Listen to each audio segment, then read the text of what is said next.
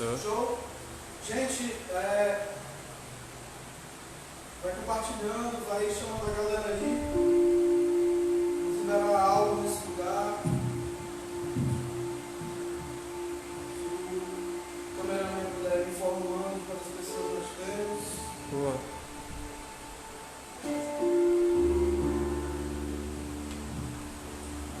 Deus.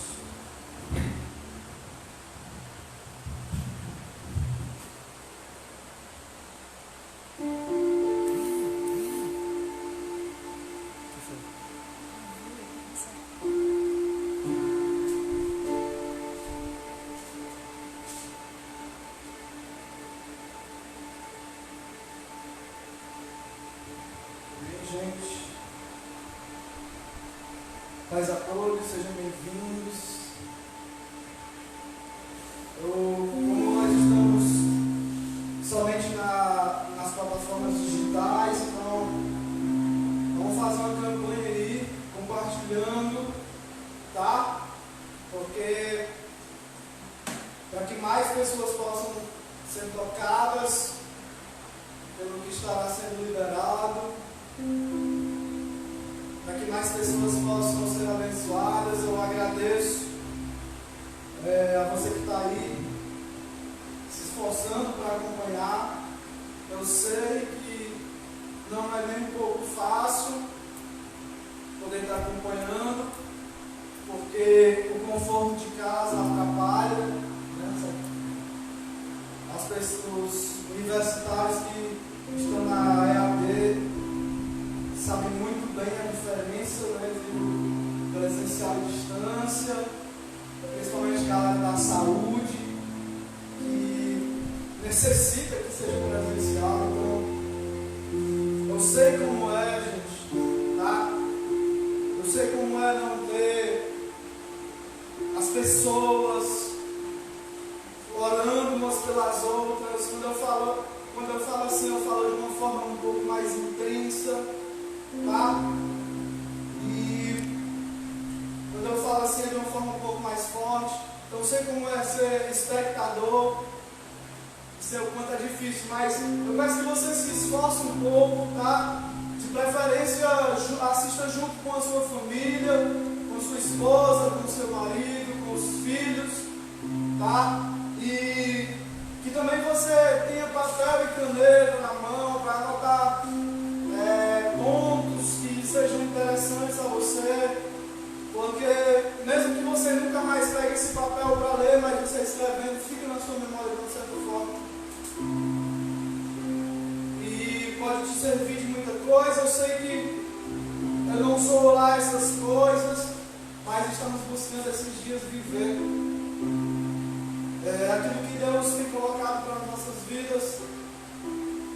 Sei que ainda não é nem 10%. Eu digo para a galera que a gente ainda não vive nem um dízimo do que Deus tem para a gente. Nem uns 10% a gente ainda alcançou. Esses dias Deus tem falado muito na minha vida, sabe, gente? Não só com estudos, não só em devocionais, mas em situações, sabe? Deus tem falado muito comigo através de vidas, certo? Através de proximidade. Uma coisa que eu sempre falei foi a relação nossa com os nossos pastores, que, embora muitos achem profunda a relação entre eu e minha esposa e os pastores, mas eu sempre cobro e sempre falo que o culto pode ser mais. Mas esses dias, através da vida dos nossos pastores, Deus tem ministrado muito na minha vida, sabe? Por isso que eu cheguei a falar isso para dentro. Nós não vivemos ainda nem o dízimo do que Deus tem para nós. E Deus estabeleceu coisas ainda para 2020 na nossa vida. Uma dessas coisas eu quero compartilhar com os que estão. Minha equipe técnica não está conseguindo me informar, acho que tem muitas pessoas. Uma coisa que eu gostaria de compartilhar com vocês é a questão do amor pela igreja local. local. Sabe, Deus tem colocado isso muito forte na minha vida. E a gente tem tomado algumas decisões. Claro que todas as decisões que nós tomamos, Deus tem a chave dessas decisões. Em qualquer hora Ele pode mudar. Eu gosto de falar que eu mudo de opinião muito rápido. Basta Deus mudar a direção. Então, se Deus mudar a direção logo, nós também mudamos a opinião. Porém, até aqui temos coração aquietado no que temos decidido. E uma das coisas que nós decidimos foi que trancar o nosso 2020 para o externo, embora as coisas voltem ao normal. Eu vi que tem muitas coisas que eu ainda preciso viver junto com a minha família, muitas coisas que nós ainda não, muitos hábitos que ainda não temos, uma cultura que ainda não desenvolvemos. E esses momentos, esses meses mostraram muito isso para mim. Então eu decidi dedicar o restante do meu 2020, estava falando com o Ruth, para desenvolver o amor e o serviço da minha casa aqui na igreja local. Tá? Então, não vai ser um ano de tantas viagens. Eu acredito que está bem breve de nós voltarmos ao normal, pelo menos no poder eclesiástico, que eu acredito que é um poder que os políticos nunca vão conseguir tocar em nome de Jesus. Eu acredito nisso, que é o poder que rege todos os outros poderes, que é o que tem a autoridade maior, não nas mãos, mas na vida, pois Cristo é a autoridade maior sobre todas as coisas, e Cristo é a cabeça do poder eclesiástico, né? Porque Paulo diz que Cristo é a cabeça da igreja. Então nós temos uma mente pensante, e essa mente pensante é justamente do judeu que governará o mundo no fim dos tempos, no seu reino. Então, eu acredito que quando as coisas voltarem ao normal, nós ainda priorizaremos a igreja local. Eu não vou dizer este lugar, porque eu creio que nós estaremos em um lugar maior em nome de Jesus, mas a comunidade que nós temos aqui. Porque esses dias ela é um potencializador daquilo que nós somos em nossos lares. Tá? Como assim? Tudo que acontece, que deve acontecer na comunidade, tem que ser somente um potencializador realmente daquilo que nós já vivemos em nossos lares. Tá? Se nós falamos em amor e comunidade, quando eu falo comunidade, eu falo igreja local, tá? E quando eu falo em amor e comunidade, eu falo amor entre os irmãos. Quando a gente fala disso, então, no nosso lar deve ser fundamentado isso. Quando nós falamos de paternidade, eu lembro que há uns 2 anos e pouco atrás, no primeiro prédio, de fato, da casa de Davi, eu fui ministrar, não lembro muito bem qual era o culto.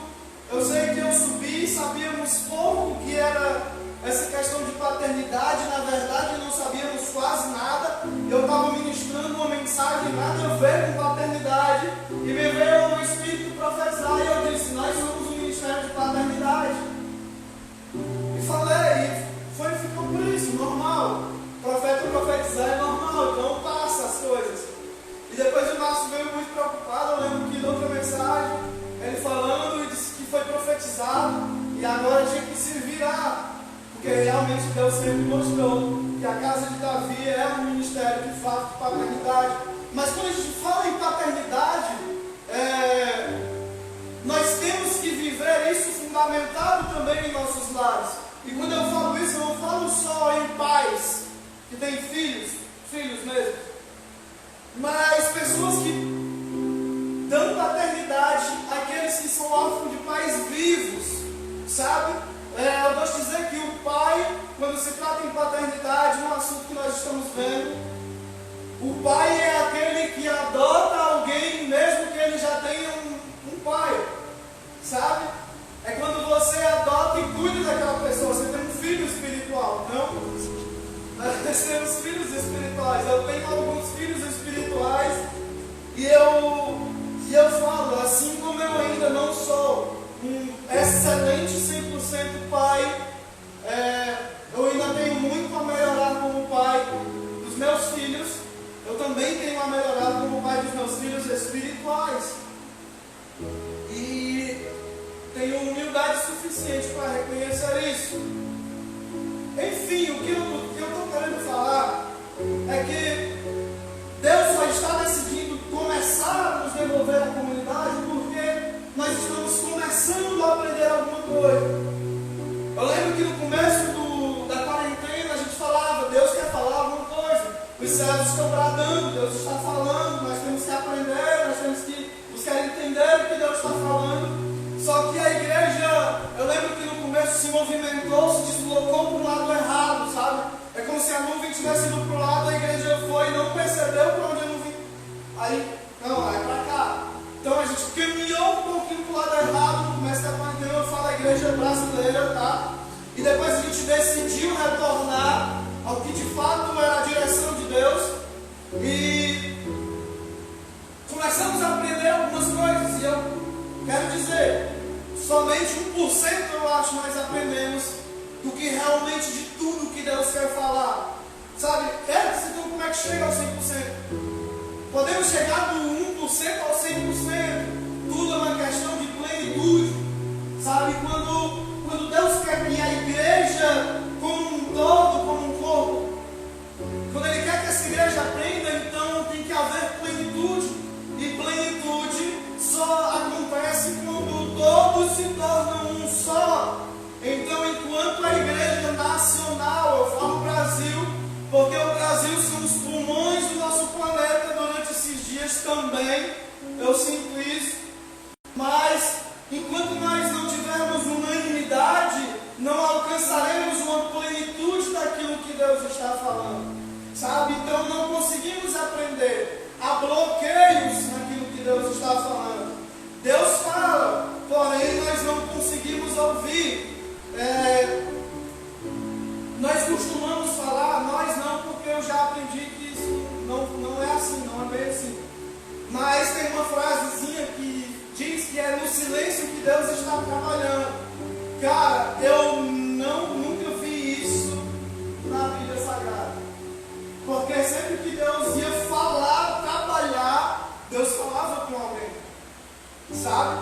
Enquanto Deus não falou para o Gideão, até o povo estava sendo subjugado. Enquanto Deus não falou com Moisés, o povo estava sendo subjugado. E assim foi com todos na história, o povo sendo subjugado até Deus falar com alguém, profeticamente. Então, vendo isso, eu não creio muito nessa questão pessoalmente, de que é no silêncio que Deus está trabalhando. Pode ser que nós é que não estamos participando do que Deus está falando, sabe? Às vezes nós, como comunidade, decidimos orar e buscar, vamos buscar uma resposta de Deus, mas às vezes Deus está falando, só não estamos no lugar certo, nem na hora certa, nem à disposição completa para ouvir o que Deus está falando, sabe? Então, não é que Deus esteja no silêncio, é porque nós não estamos participando. Sabe aquela aula que você está só de corpo presente? Né? Quem estuda integral, eu não estudo integral, graças ao meu bom Jesus Cristo. Mas eu estudei pela manhã. Eu nunca fui um aluno excepcional, sabe? Tinha boas notas em alguns períodos, sabe? Mas eu era...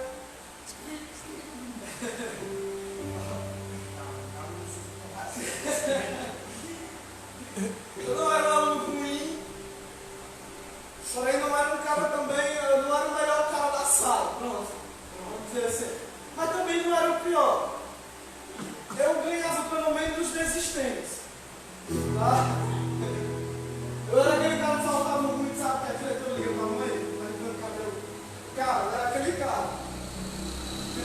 passou do fundamental para o médio. No fundamental, nosso pai chegava e acordava a gente. E o pai sempre foi mais manso, né? Então ele acorda a gente de um jeito que dá mais sono. Sabe quando o pai acorda a gente? Não sei se isso acontece com vocês. Mas o meu pai acorda a gente de um jeito que dá mais sono. Sabe, ele tinha um jeito de chegar assim, botar a mão no peito da gente e fazer assim. Acorda, tá na hora de ir para a escola. Aí o cara só vira. Sabe, aí já chega minha mãe assim, bora menino! E bate nos punhos da rede assim, acorda, bora para a escola, bora, você tá vendo logo. Aí a gente já levantava. Só que quando foi para o ensino médio, não era a mesma forma de acordar do pai, sabe? Vai chegar, ensino médio, o cara já está um pouco mais vivido, né?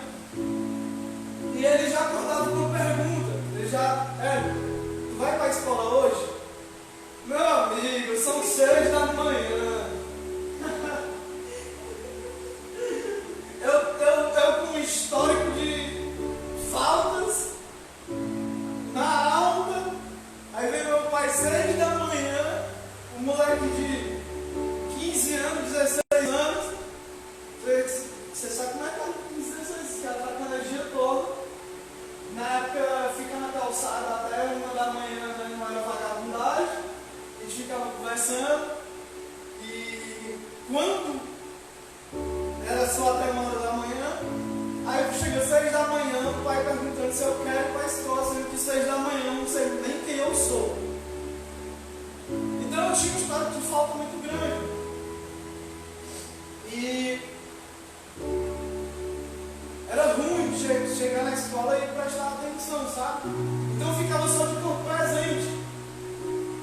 Então tem aquelas aulas que você está aqui, olhando, o professor está explicando, você consegue até ensinar. Você consegue até fazer assim, ó, como se estivesse entendendo. Aí o professor vai, não é isso? Não é isso? Aí você está aqui, ó. Hã? Sabe?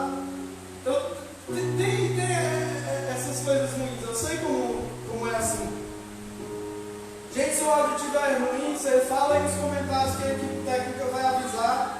Eu escuto um aparelhinho que está aqui, chamado ouvido. Está aqui andando, o estão sinal está andando sinal. E a gente corrige, tá?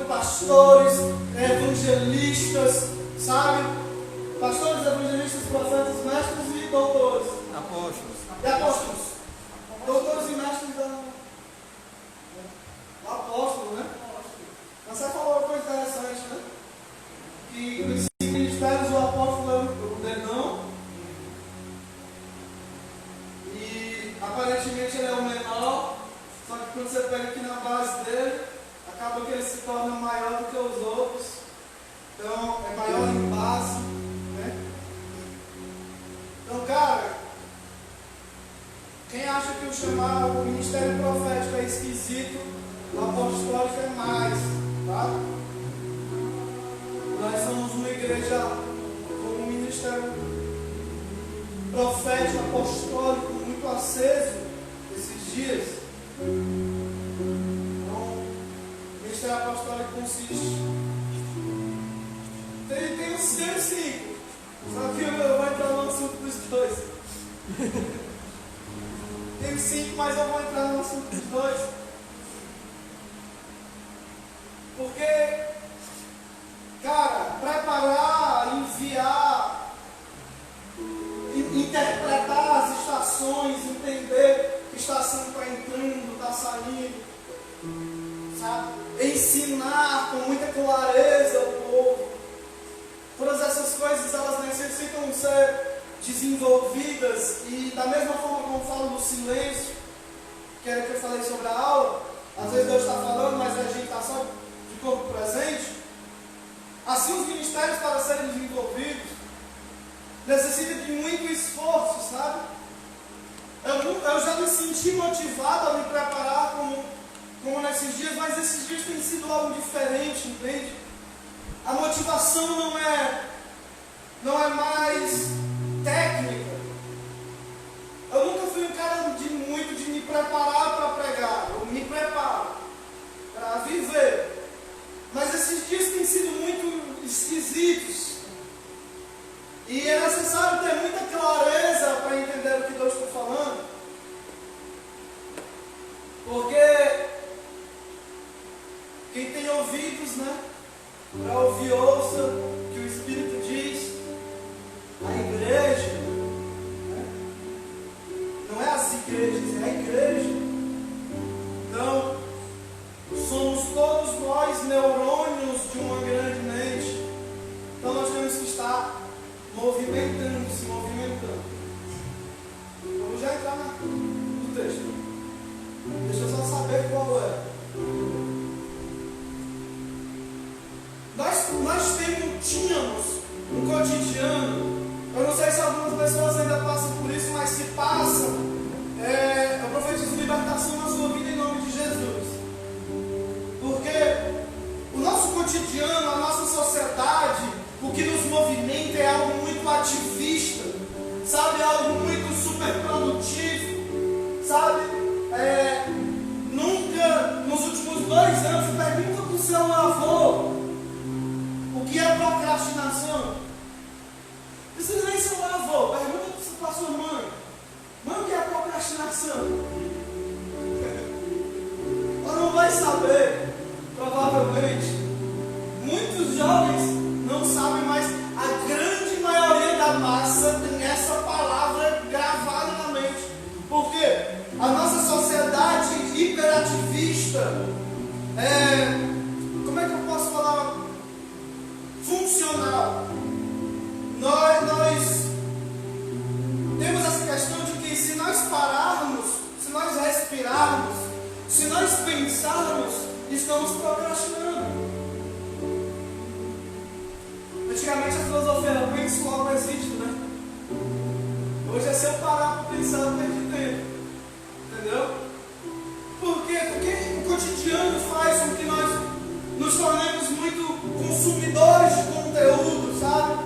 Gerou algo muito forte na nossa sociedade, chamado obesidade mental. Nós temos essa sede. Isso foi gerado em nós por um sistema do cosmos, sabe, da movimentação terrena. E eu vou já explicar muito bem isso.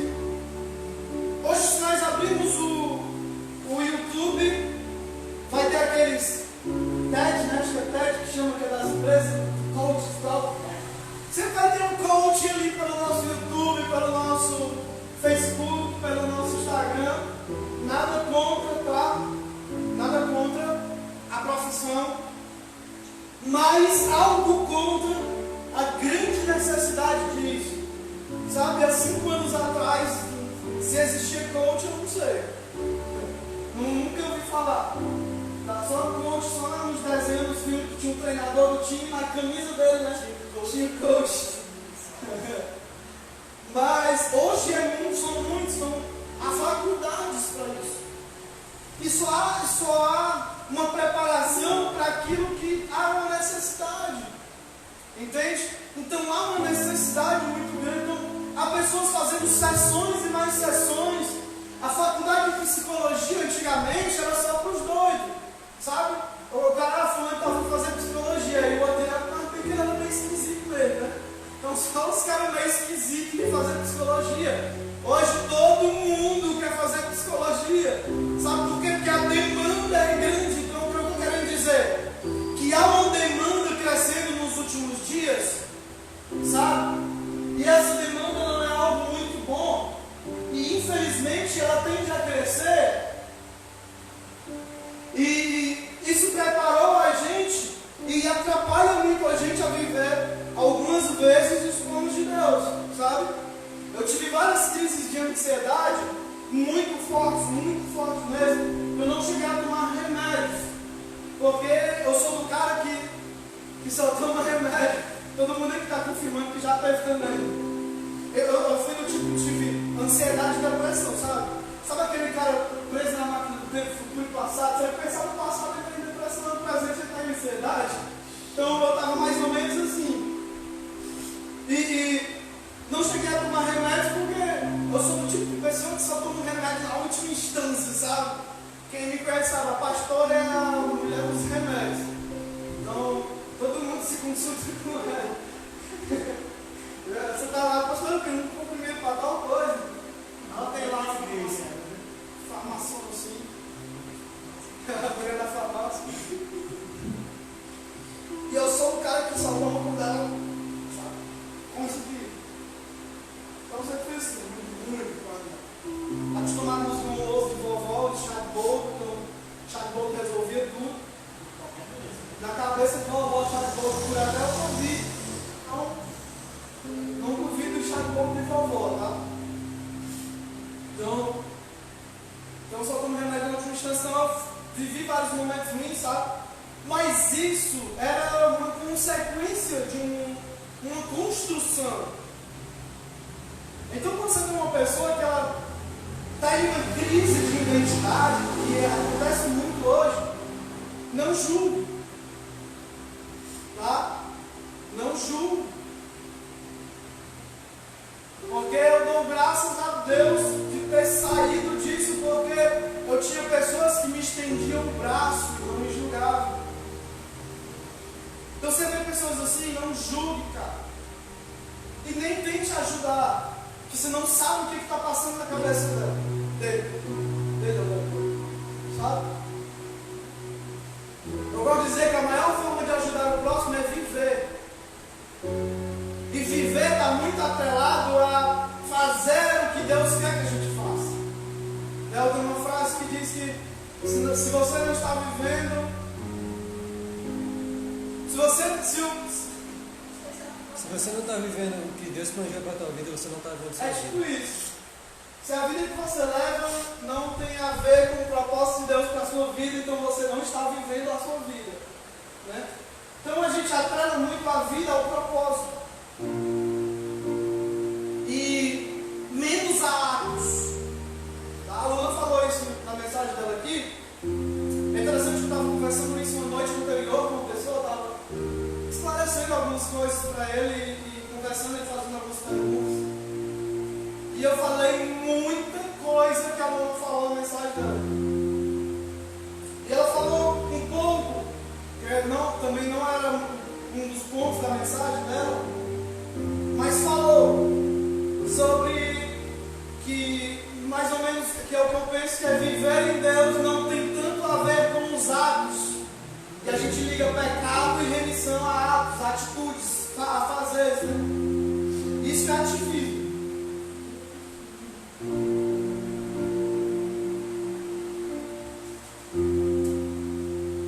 Então eu falava isso.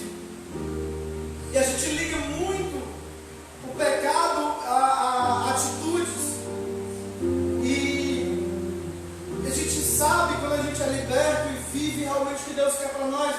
A gente sabe que vai um pouco mais além disso. Que antes da atitude tem um pensamento. E que antes de um pensamento existe uma natureza. Tá? Então quando a gente entende algo além, então a gente sabe que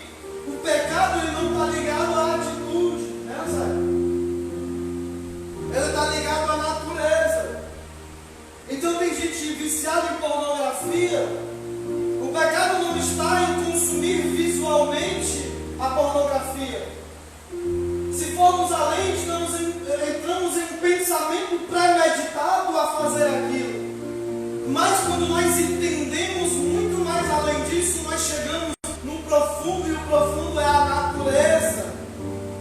Tá? Não é porque essa pessoa tem a natureza é ruim, mas a natureza da existência dela está sendo dominada em parte por aquilo. Então, houve uma construção na natureza dessa pessoa até levar ela ao ponto final, que é o pacto de fato. Está dando para entender? Está claro? Tá? Então tem muito a ver com a natureza. E quando a gente liga pecado a atitudes, ligamos a remissão também a atitudes. Tá?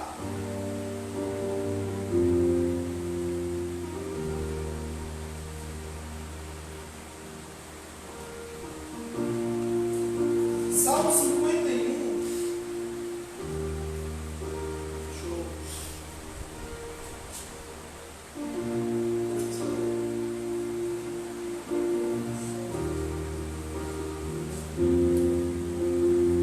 Salmo 51.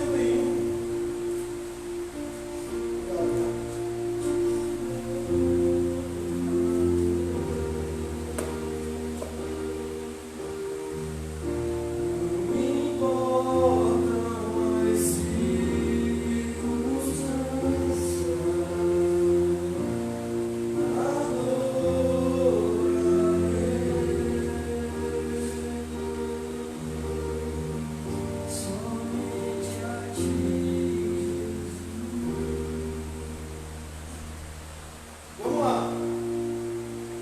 Eu ia pegar uma coisa que eu pensei, mas eu estou sendo dirigido a outra coisa, sabe? Então não é o que eu pensei. Salmo 51.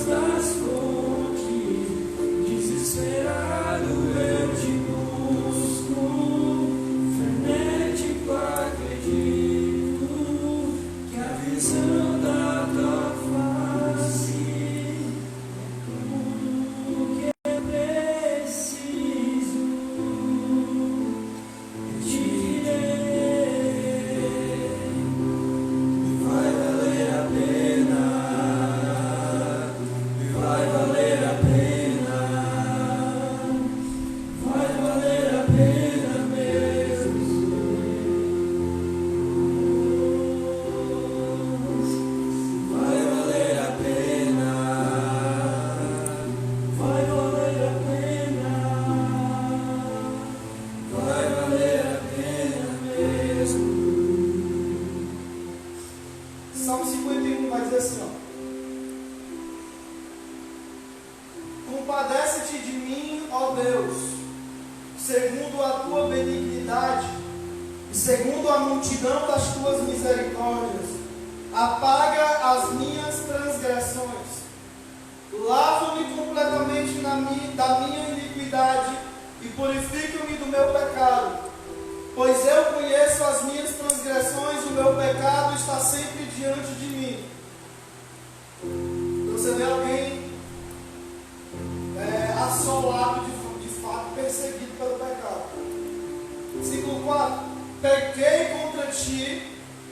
contra ti somente, e fiz o que é mal aos teus olhos, atos, de maneira que serás tido por justo no teu falar e puro no teu julgar. Aqui já há um reconhecimento do que Deus vai falar para ele. Eu nasci na iniquidade e em pecado me concebeu minha mãe. Então, geração, gerado na iniquidade. Versículo 6. Eis que te agradas da verdade, aonde? No íntimo e no oculto, me fazes conhecer a sabedoria. Purifica-me com hisopo e ficarei limpo. Lava-me, ficarei mais alvo do que a neve. Faz-me ouvir júbilo e alegria, para que exultem os ossos que esmagaste. Esconde o teu rosto dos meus pecados e apaga todas as minhas transgressões, todas as minhas iniquidades. Versículo 10. Cria em mim, ó Deus, um coração puro e renova dentro de mim um espírito inabalável. Não me lances fora da tua presença, nem me retires do teu Santo Espírito. Restitui-me a alegria da tua salvação e sustenta-me com um espírito voluntário. Então ensinarei aos transgressores os teus caminhos e aos pecadores, e os pecadores se converterão a ti.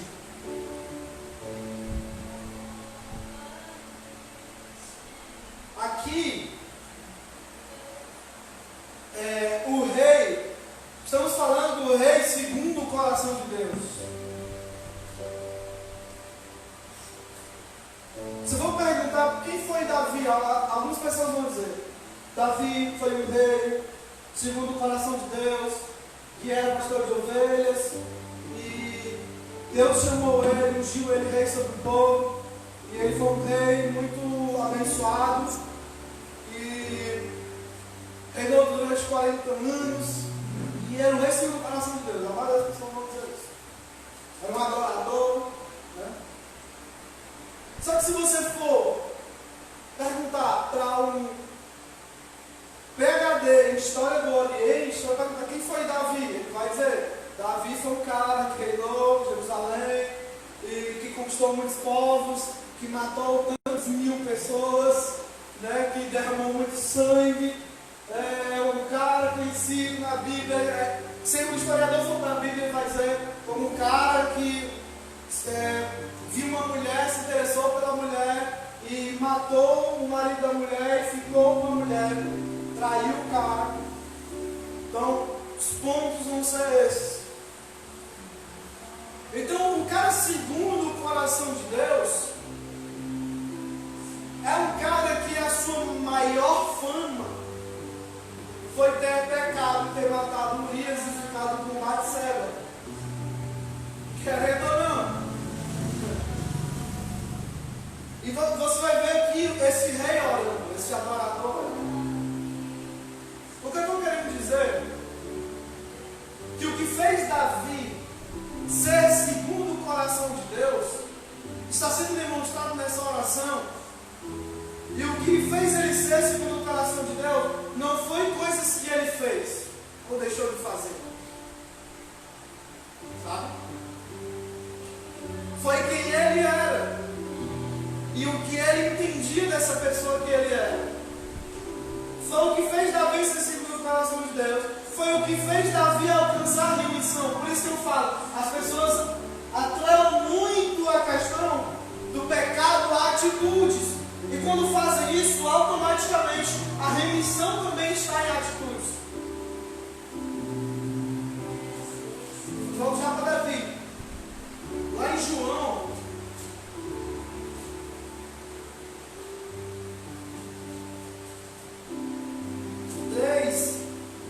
e 16, vai dizer assim, ó: porque Deus amou o mundo aqui é cosmos, e cosmos não é só homens, criação é tudo que é vida ou não, de tal maneira que deu o seu Filho unigênito, para que todo o que nele crê não pereça, mas tenha a vida eterna. Ao 17. Porque Deus enviou o seu Filho ao mundo não para que condenasse o mundo, mas para que o mundo fosse salvo por ele.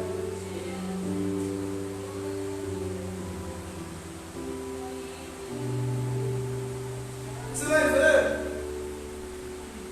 que Deus ele faz uma prova de amor, e a gente fala assim, ó. Já vi pessoas, já falei assim, que a cruz foi a maior prova de amor de Deus para o homem. Você já ouviu alguém falar assim? Só que Deus enviou o seu Filho ao mundo. Então a criação, de uma forma, ela faz parte também do plano de salvação de Deus. Sabe? É tanto que antes de Deus criar o mundo, Deus criou um jardim. Deus criou o homem, ele criou um jardim. Não sei se você já parou para pensar, mas por que Deus não fez o inverso? Criou o homem e deu sementes ao homem. Né? Até o Márcio falou, a primeira coisa que cada um fez foi colher. Não foi plantar, vocês foram o Márcio, foi tu? Foi lançar.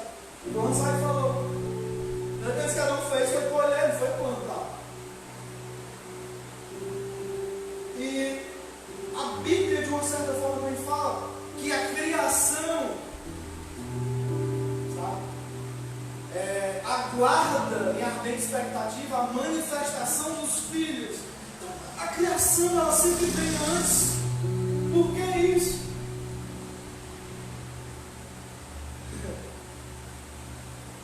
Então, já vou para Davi. Quando Deus fala assim, eu entendo de uma interpretação pessoal que Deus ele sempre trata a natureza. Se eu plantar feijão, o que é que eu colho? Feijão. Se eu plantar manga, eu vou colher manga. Digamos que eu tenho um sítio, eu trabalho num sítio de água. Né? Eu trabalho num sítio de água. A gente colhe o que lá? Água. Mas se por acaso eu quiser colher mamão, o que é que eu tenho que fazer? Mudar semente. Plantar o mamão. Há uma regra nisso. Que se eu quiser mudar o fruto, eu tenho que mudar o fundamento. Sabe? Não dá cansaio. Para eu ser um ramo que frutifica o que Deus quer, se o meu fundamento não gera aquele fruto. Caso uma fonte pode jorrar água doce, salgada. Pois é, uma fonte não pode jorrar dois tipos de água. O que eu estou querendo dizer é que a Bíblia nos compara ramos e nos cobra frutos. Só que frutos eles servem para ser colhidos. Então esses frutos que Deus cobra, se Deus cobra é porque Ele quer. E se Ele quer, quando Ele chega e encontra, e Ele pede o fruto, imagine Deus pedindo manga e eu só tenho água. Ou o contrário, ou não sei. Ou não tem fruto. Sabe o que eu vejo esses dias? Muita gente se esforçando o máximo para gerar outro tipo de fruto. Por quê? Porque para mudar o fundamento eu vou ter que esperar aquela semente brotar, crescer, desenvolver, gerar os ramos. Nem todos esses ramos geram frutos. Eu trabalho com isso, eu sei. Então há todo um processo no meio disso. Por que eu falei que sociedade é ativista, rápida? Porque, cara, Deus está chegando para cobrar o fruto. muitas das vezes esse fruto nós não temos. E nós não queremos esperar o processo de mudar o fundamento e crescer. Nós estamos forçando, gritando para gerar outro fruto. E a parte meio difícil também. É tirar a água.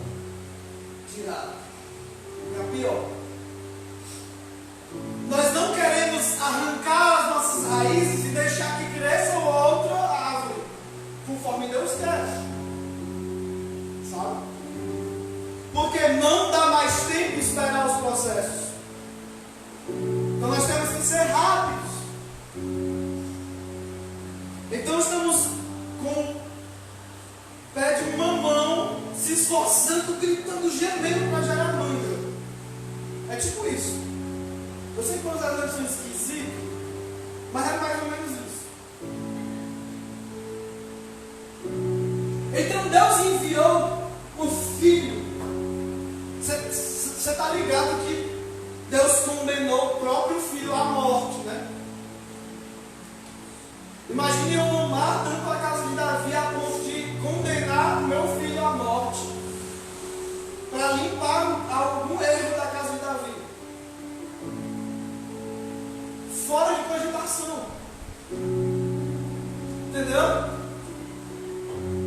A primeira oportunidade que ele precisar de... Se vira aí, pastor Márcio. Os nossos sacrifícios eles são limitados, sabe? É a casa de Davi, velho. Então, se Deus condenou o próprio filho em amor,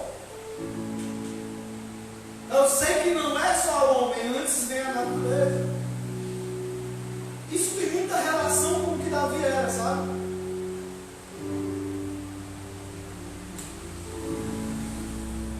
E a remissão se torna também da mesma forma. Deixa eu falar uma coisa, isso é pesado, mas eu já sou polêmico, meu nome já é sujo nessa área, então não importa, né? É tipo eu comprar fiado já tendo o nome do Serasa, não faz diferença. Não vai fazer diferença. Deixa eu falar. Os evangélicos eles devem desculpas à criação.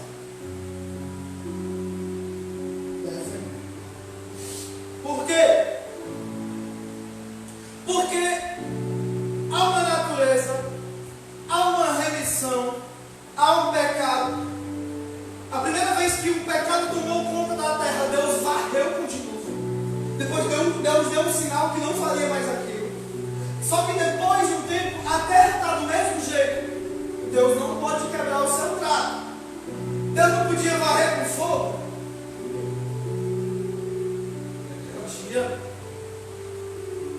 Só que Deus decide mandar enquanto meu Deus.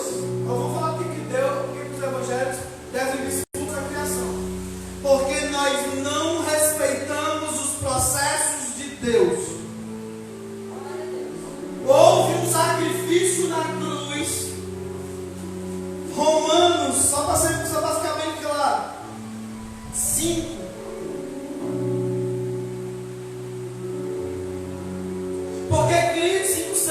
Porque Cristo, quando nós ainda éramos fracos, morreu a seu tempo por quem? Pelos ímpios. O amor de Deus não foi pelos apóstolos, foi pelos ímpios, e os ímpios são todos. Dificilmente alguém morreria por um justo, o exemplo dele, na casa da vida. Embora por uma pessoa boa, alguém talvez tenha coragem de morrer, mas Deus prova o seu próprio amor para conosco pelo fato de Cristo ter morrido por nós quando ainda éramos pecadores. Logo, muito mais agora, sendo que justificados pelo seu sangue, seremos por ele salvos da ira.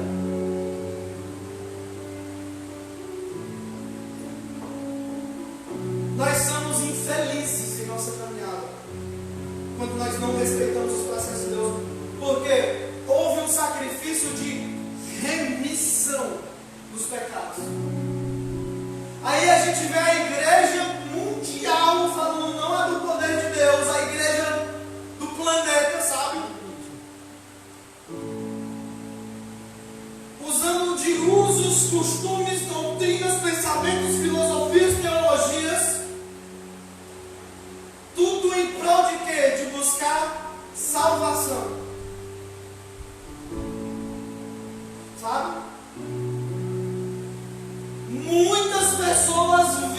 na terra buscando salvação.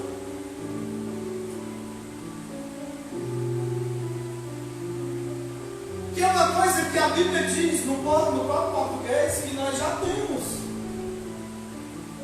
O sacrifício foi para gerar salvação. Então a Bíblia diz que assim que foi derramado o sangue, nós fomos justificados e por ele salvos da ira. Então já foi ali. Já foi. Não, os filhos não buscam mais salvação, irmão. Então, o que a gente está fazendo aqui? Estamos aqui esperando Cristo vir estabelecer o seu reino. E assim reinar, remir todas as coisas, de fato. Isso são a luz da escatologia e nós temos projetos em relação a isso, tá? Para depois esclarecer muitas coisas. Mas, o que eu estou querendo dizer é que nós estamos correndo atrás do próprio rabo. Correndo atrás do que nós já temos. Aí tudo isso que eu falei, filosofias, pensamentos, doutrinas, costumes, liturgias, igrejas, de igreja, fundamento de igreja de 100 anos, 50 anos, tudo buscando o quê? Salvação, cara, mas a salvação esteve onde? Na cruz. Aquele que reconhece.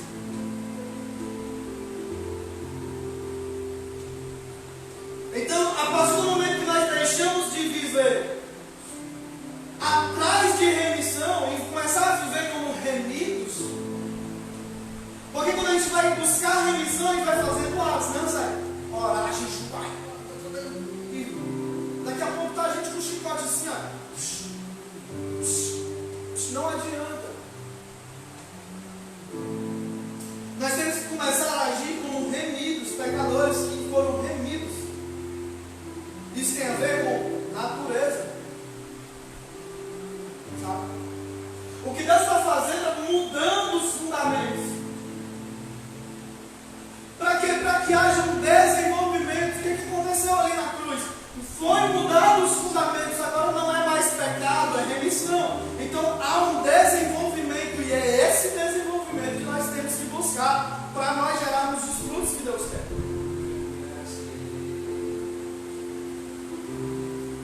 O que eu estou querendo dizer é que não é atitudes. Que nós não, por isso que nós da Casa de Davi não fazemos campanhas. Porque nós sabemos que a falta de prosperidade não é simplesmente porque te falta fazer alguma coisa. Não é, cara. Porque nós sabemos que juntar tesouros, que Deus só nos deixa juntar tesouros na terra quando nós juntamos tesouros no céu. Por que não fazemos campanhas para cura, para receber cura? Porque nós sabemos que Deus já nos deu uma autoridade para liberar cura sobre as pessoas, instantaneamente.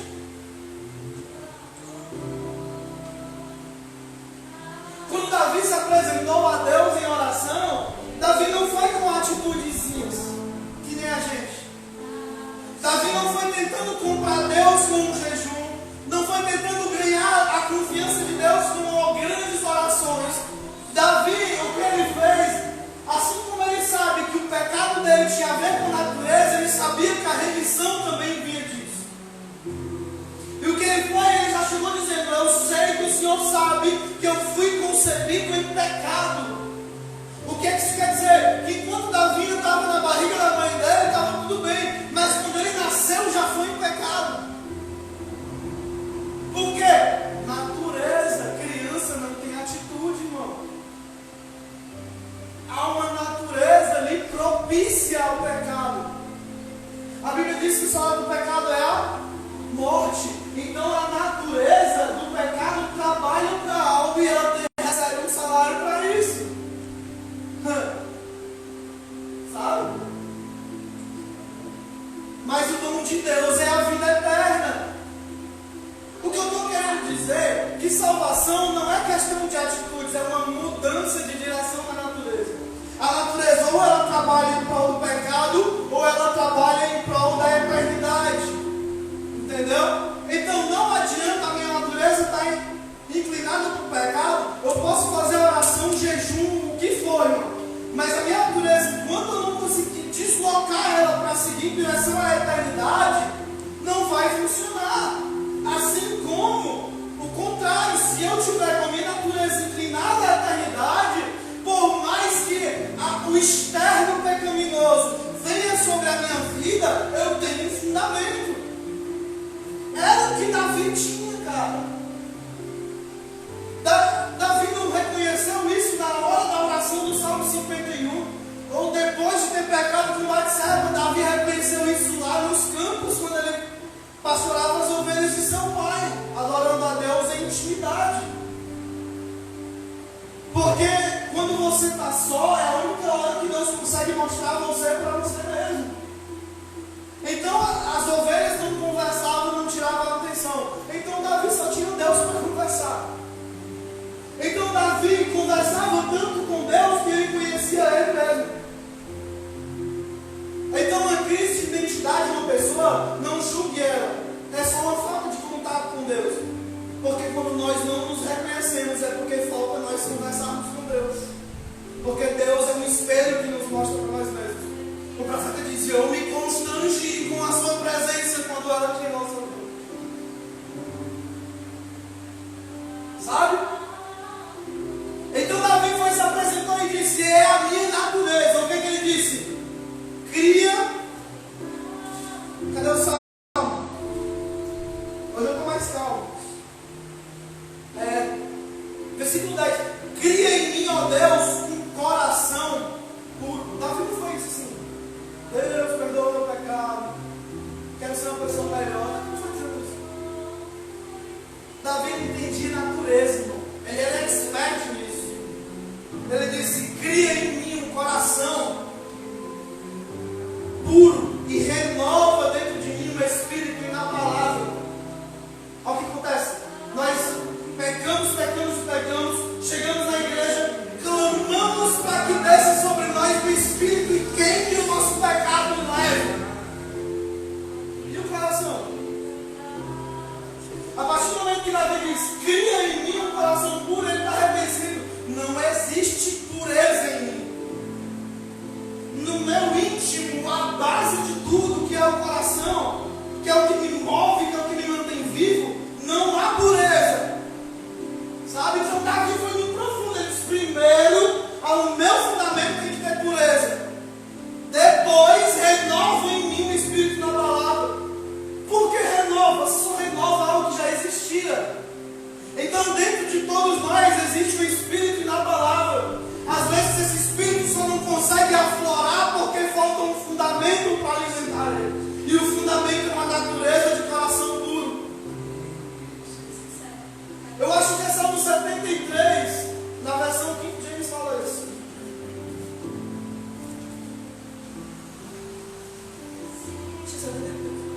De fato, Deus é bom para com Israel, para com todos aqueles que semeiam o coração sincero. 15 segundos, acaba. 15 minutos? 5 minutos. A gente está vendo encerrar de novo e eu vou concluir. Tá?